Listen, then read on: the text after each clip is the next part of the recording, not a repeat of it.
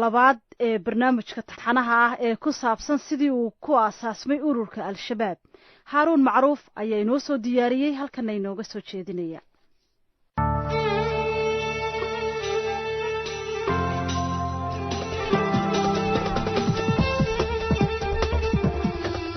kadib markii ururka al-itixaad al-islaam ay ku jabeen Araare iyo gobollada waqooyi bari ayaa xubnihii ugu mayalka adkaaya ururku waxay isugu tageen gobolka Gedo. waxaa kaloo sababaha ku qasbay inay isugu tagaan gobolka Gedo ka mid ahaa soo galitaankii ay dalka Soomaaliya soo galeen ciidamadii caalamiga ee Mareykanka horseed ka ahaa dabayaaqadii sanadkii 1992 sanadkii 1994 waxaa la bedelay hogaamiyihii ururka Sheekh Cali Warsame waxaana loo dhiibay Sheekh Maxamuud Ciise. ururka al-itixaad waxa uu gobolka Gedo gaar ahaan deegaanada Luuq u dhow uu ku soo dabaalay xasilooni. waxay ballaariyeen mucaskaraadkii ka furnaa gobolka. waxay sidoo kale ka dhaqan geliyeen isku xukunka shareecada islaamka. sidoo kale waxay ku marti qaadeen hay-ado samafal oo dadka gargaara. Professor Ken Mankerhouse oo culunta siyaasadda ka dhigay jaamacadda Davidson ee gobolka North Carolina ee dalkan Mareykanka waxa uu ka howlgeli jiray gobolka Gedo waxaana uu qoraal ka diyaariyay howlgalladii ururka al-itixaad ee gobolkaasi. Al-Ittihad was actually in Gedo in 91-96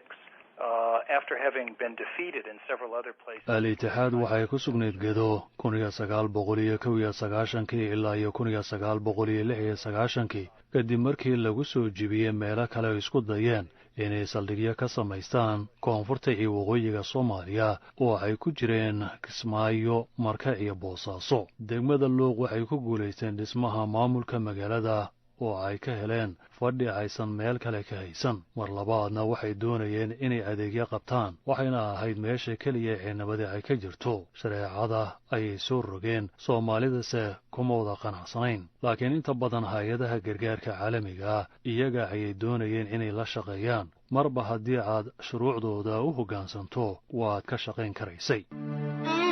Somali Media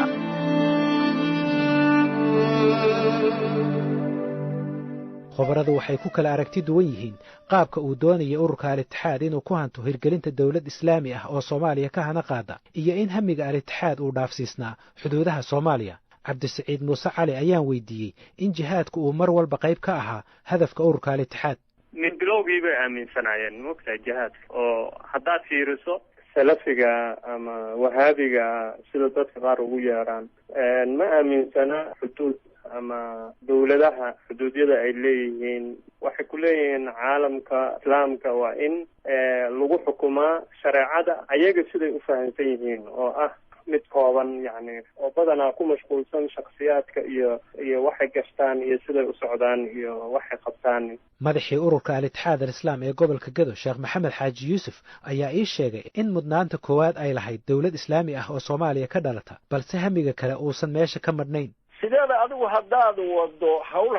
wado shareecada dabaqideeda iyo hawshaas waxaad ku fulin kartaa intii hadba awoodaadu la eg tahay iyo meeshii aad joogtay aad ku fulin kartaa. kolkii Soomaaliya dawladda islaamka ka dhalato yaa dhinacyaha kale iyo gobollada kale u hanqaltaagooda iyo diinta in la gaarsiiyo iyo in shareecada lagu fidiyo iyo imaan lahayd iyadoo kolkii horeba salkiba loo dhigin ila weel hoostu ka unkamaa baa la yidhaha haddaan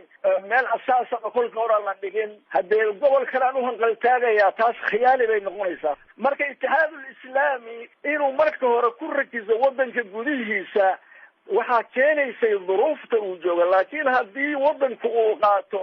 shareeca islaamiya lagu xukumo dawlad islaam ay ka dhalato inta kalena islaamka waa loo bandhigi lahaa sidaa rasuulku baa u gaarsiiyey sala allahu calayhi wasalam rasaa'ilka mulugtii waqtigiisa joogtay. Somali Media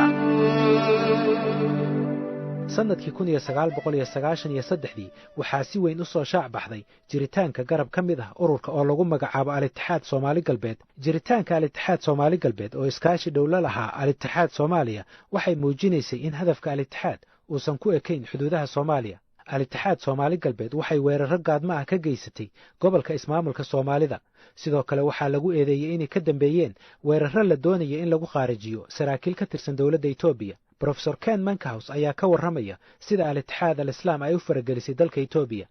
There was an Ethiopian wing and the Somali wing. And we know some of this because of the sida aan fahamsanahay al-itixaad xilligaasi waxay u qaybsaneen laba garabka Soomaaliya iyo garabka Itoobiya waxaan ognahay sida aanu ka aragnay macluumaad dhawaan la baahiyo oo ka hadlaya al-qaacida waxaa ka muuqda in al-qaacida ay la xiriirtay al-itixaad markaa kadibna al-itixaadka Itoobiya ayaa soo dhaweeyeen al-qaacida iyagoo ku dhaqaaqay dhowr weerar oo argagixisa halka al-itixaadka Soomaaliya ay ku gacan saydheen oo ay ku yidhaahdeen wakhtigan sax ma aha jihaadku dib ayayna isaga riixeen waxayna markaasi u muuqdeen al-itixaad inay yihiin dhaqdhaqaaq islaami ah oo waddani ah marka labada garab waxaa xag jirsanaa garabka al-itixaad ee Itoobiya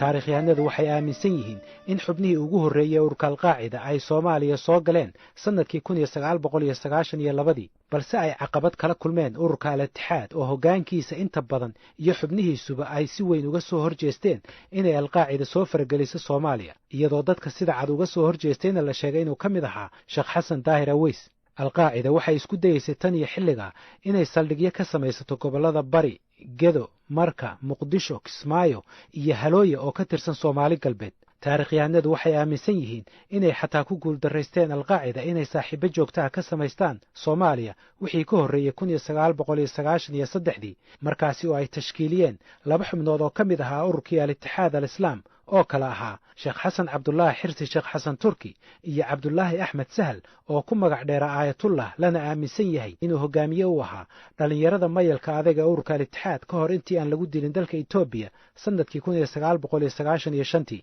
dawladda Itoobiya waxay bilowday inay ka aargudato ururka al-itixaad waxaana tallaabooyinka ay qaaday ka mid ahaa inay isbahaysi la samaysato urur qabaa'ileedka SNF oo ka jiray gobolka Gedo iyadoo doonaysa inay u soo marto sidii ay u burburin lahayd saldhigyadii ururka al-itixaad ee gobolka Gedo kadib markii in muddo ah dagaalo goosgoos ah ay dhex marayeen ururka SNF oo garab ka heliyay dawladda Itoobiya iyo ururka al-itixaad ayaa horaantii bishii August 1996 ay ciidamada Itoobiya duulaan ku soo qaadeen Soomaaliya iyagoo bartilmaameedsanaya saldhigyadii ururka al-itixaad al-islaam ee gobolka Gedo waxayna u geysteen dhabarjab xoog leh dagaaladaasi waxaa xigay weeraro labaad oo dawladda Itoobiya ay ku soo qaaday gobolka Gedo horaantii sanadkii 1997 taasina waxay gebi ahaanba xirtay saldhigyadii ururka al-itixaad waxaana kala firdhaday ciidankii iyo isku duubnaantii urur iyo fikir ahaaneed ee ururka al-itixaad gudoomiyihii ururka al-itixaad ee gobolka Gedo Sheekh Maxamed Xaaji Yuusuf ayaa ka warramaya dhabarjabkii ururka soo wajahay inay xabashu ku soo guulshiyay labada gobolka Gedo oo ay saldhigyadii qabsatay waxa la wixii mashaariicdan ay burburisay dad badanna ay laysay markii dambena waxay bilaabeenba inay sameeyaan jabhad qabali oo ayada ay santo maalgeliso oo hubsiiso oo ay leedahay wadaadada xiriidaheeda ka fujiya meesha Gedo oo dhan ka tirtira laakiin tii ayada ahayd runtii markii dambe way ku jabeen jabhadkii qabaliga ahaa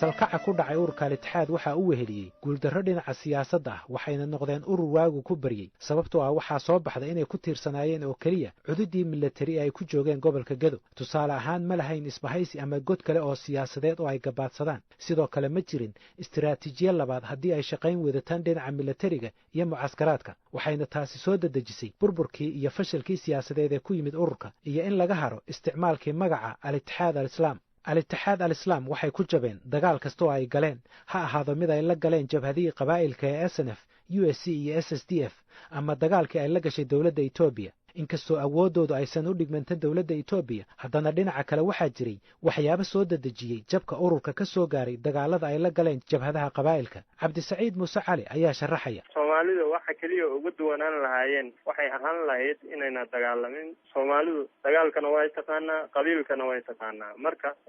labadaas hadda u bilowdo ayaga kaaga dheeraynaya sababtoo wayba yaqaanaan marka itixaad waxay noqdeen jamhad kamida jamhadihii Sheekh Cali Warsame oo intii uu ahaa gudoomiyaha ururka al-itixaad al-islaam uu ururku faraha la galay dagaalo sokeeye ishubayn iyo marxalado kale oo xasaasi ah ayaan weydiiyey bal inuu sharaxo waxyaabihii ugu dambeyn horseeday burburka ururka horta dalkii al-itixaad waxaa dee mana wada burburin laakiin masalan kolay dee waxa keenay uun ugu weynaa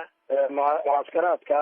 iyadoo aan laga tashan la sameeyey oo la isku waafaqsanayn la sameeyey oo markaa dabadeedna dabeedna markaa iyadoo aan la isku waafaqsanayn dagaal iska galeen dabeedna arrinta dhibaatada ugu weyneed ee maaragtay itixaadka maaragtay burburisay arrintaas.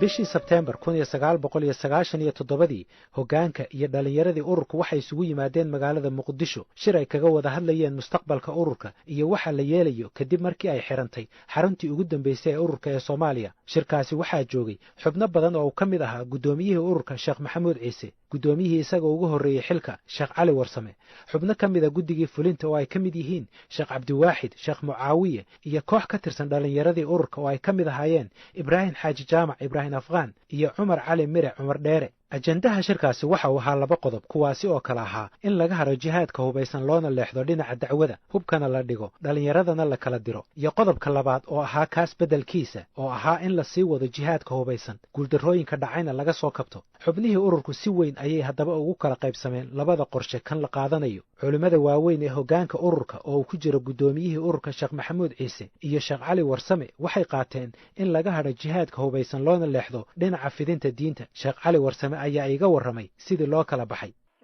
waxay ahaayeen mucskaraadka xalay aan baabi'ino iyo la baabi'in maayo way ahayd. marka maxamed xaaji yuusuf iyo qolihii meesha joogay waxay qabeen in la dacmiyo oo la yidhaahdo maaragtay nafta iska dhaciya ayay doonayeen. anna waxay qabeen waxaanu qabnay raggan dee anigu ku jiro ciidankaan la kala diraan reeba qaadley. koox kale oo ay u badnaayeen dhalinyaro mayal adag ayna ka mid ahaayeen Ibraahim Xaaji Jaamac, Sheekh Maxamed bin Hodan iyo Cumar Cali Mire Cumar Dheere waxaa ku adkaatay inay ka hadhaan hadafka Cabdalla Cazaam ee odhanayay jihaadka iyo qoriga waxba uma dhexeeyaan. waxay istaageen mowqifka ah inaan marnaba laga hari karin jihaadka. kooxdan dambe ee dhalinyarada ah waxay markii dambe taageero ka heleen ugu yaraan 3 ka mid ah culimadii waaweyneyd ee ururka al-Itixaad, kuwaasi oo kala ahaa Sheekh Xasan Daahir Aweys, Sheekh Xasan Cabdullaahi Xirsi, Sheekh Xasan Turki iyo Sheekh Maxamed Xaaji Yuusuf. Sheekh Maxamed Xaaji Yuusuf oo haatan ku nool dalka Qatar ayaan weydiiyey waxa uu ku taageeray go'aanka dhalinyarada. maxaad ku diiday in dacwada la fidiyo si nabada hubka la dhigo? maxaad ku diiday? horta dacwada in la fidiyo nabigi sallallahu alayhi wasallam dacwada wuxuu fidin jiray asagoo jihaad ku jiro iyo asagoo fadhiyo iyo asagoo socdo waqti walba waa fidin jiray. dacwada iyadu waa joogta. horta taas waa in saa loo fahmo. mushkilada jirtay baa waxay ahayd nimankii saldhigyadii burburiyey gadood oo dacwadu ka socotay ilaan wax dagaala anagu kuma anaan qaadin mana anaan gardaraysanin. maraakistii oo dhan madaaris bay dumiyeen, waxay dumiyeen agoontii xeryahoodii bay dumiyeen, waxay kutubtii bay xataa iska rarteen bal wax kale iska daayeen. marka nimankii saas ahaa jabhaddii ay soo sallaxday markii ay sii baaba'aysay oo ayaga in loo gudba ay ahayd oo culayska xaggooda la saaray qoladan waxay yidhahan hala joojiyo dagaalkii. annaguna haddee waxaan ahay niman aad dhib badan la gaarsiiyo aad u cilan baan ahay. marka sababta ugu badan waxay ahayd waxaa la jeclaa inay dareemaan Etoobiya dulmigeedii inuusan bilaash ku baaba'aynine laga abaalmarin doono maalmaha ka mida. saasaan fikradaasaan qabtay.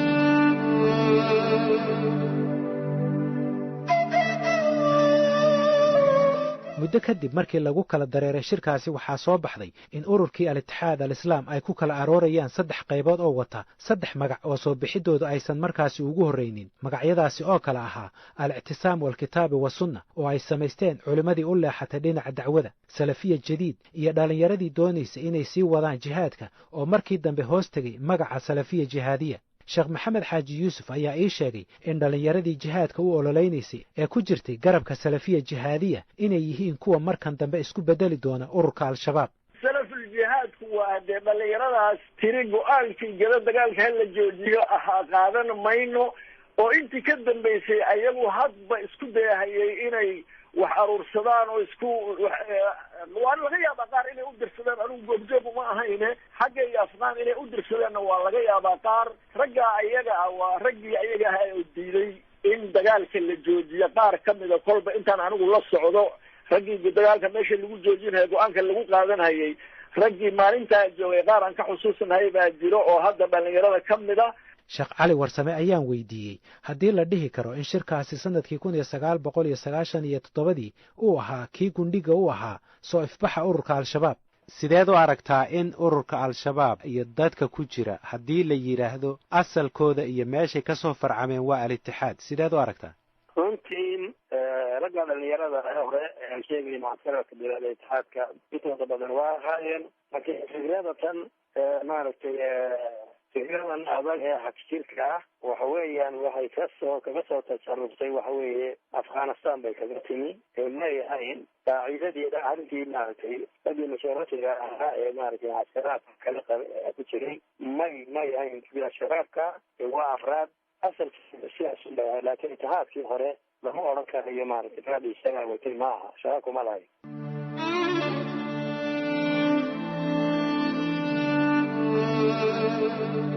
dhalinyarada ururka waxaa niyadjab ku noqotay go'aankii hubka dhigista ee culimmadu ku taliyeen waxay bilaabeen qaarkood abaabul ay ugu tala galeen muddo dheer inuu qaato oo ay fikirka jihaadiga ah kusii noolaynayaan dhalinyarada waxaa lafdhabar u ahaa xubno ka soo dagaalamay dalka afghanistan oo uu ka mid yahay ibraahim xaaji jaamac waxayna bilaabeen inay xubno hor leh u diraan dalka afghanistan si looga soo dhiso caqiidada istiraatiijiyada iyo caalamiyeynta jihaadka soomaaliya taarikhyahanadu waxay aaminsan yihiin in burburka ururka al-itixaad al-islaam uu aad uga tiiraanyooday aasaasihii ururka alqaacida cusaama bin laadin uuna markaasi farriin u soo diray dhalinyarada inay go'aankooda ku adkaystaan brofesor ken menkhaus ayaa iiga warramay mowqifkii ururka alqaacida ee xilligaas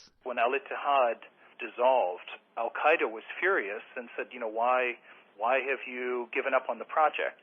You're worthless. kadib markii la kala diray al-itixaad al-qaacida aad ayay uga carootay waxayna ku yidhaahdeen al-itixaad maxaad mashruuca uga baxdeen wax qiimo ah ma lihidiin markaas kadib al-qaacidada bariga afrika waxay diiradda saartay oo ay galeen kenya halkaas oo ay ku qorsheeyeen kana fuliyeen dhowr weerar oo waaweyn oo argagixisa ah sida weeraradii lagu qaaday safaaradaha maraykanka ee nairobi iyo daarusalaam agagaarkii 2002 ayaan aragnay xubno tiro yar oo ka tirsan al-qaacidada bariga afrika inay yimaadeen muqdisho bilowgii sanadkii 2000 waxaa sii xoogoobay abaabulka hoose ee dhalinyarada jihaadiyiinta ay ka wadeen muqdisho iyo jubbada hoose sheekh xasan cabdullaahi xirsi sheekh xasan turki waxa uu jubbada hoose in muddo ahba dib boodhka uga jafayey mucaskarkii raaskambooni waxaana uu la soo baxay hub badan oo ururka al-itixaad al-islaam ay ku aaseen deegaankaasi xilligii ay ciidamada caalamiga ee maraykanka iyo kuwa qaramada midoobay ee unisom ay waddanka soo galeen abaabulka jihaadiyiinta waxaa sii caawiyey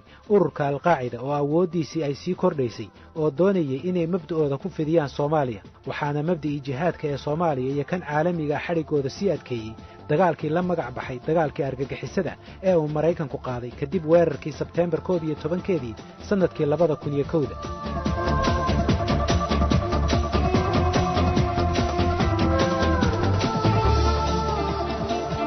فضلا شرقرية هذا شرقريسان بريت 10 في عمد يلسان هذا شرقرية هدي قال أنا قلت واحد أنا يدوش شيء هذا شرقرية كل شرقرية هذا دلائل في دماغي شرقرية كل جين all of you نار كله في بدنك